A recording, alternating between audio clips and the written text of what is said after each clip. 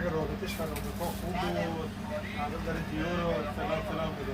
خب مودوزه دیگه همین الان هم مودوزه یارو زنه میدم دارم چی میگو؟ میگه یه عربه میگه برای من کار بود و مارک خودم بزن. چی میگه؟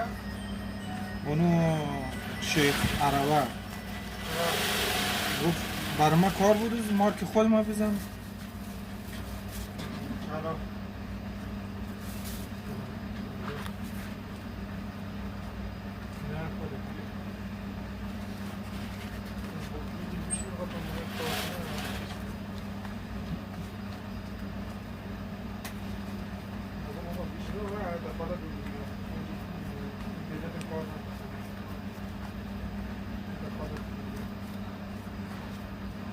خانم آماده دید؟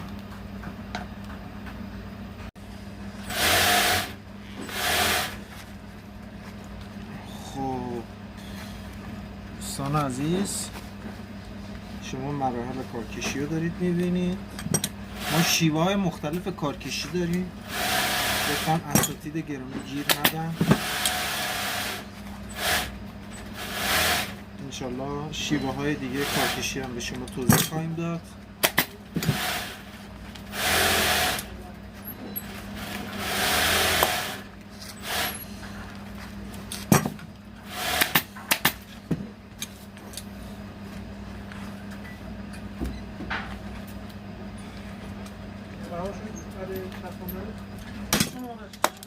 خب دوستان عزیز ما در حال پنجه خوابوندن هستیم.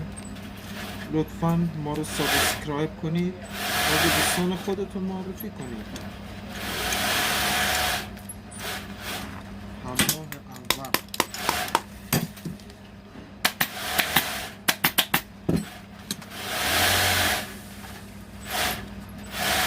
این پارت دوم فیلمه. شما یه فیلم قبلی هست مرحله قبل این کار رو من به شما نشون دادم.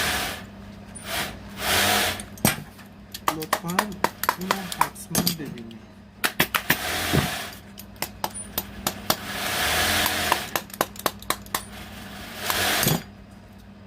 این بنده خودش نیست بعدا عوض میشه.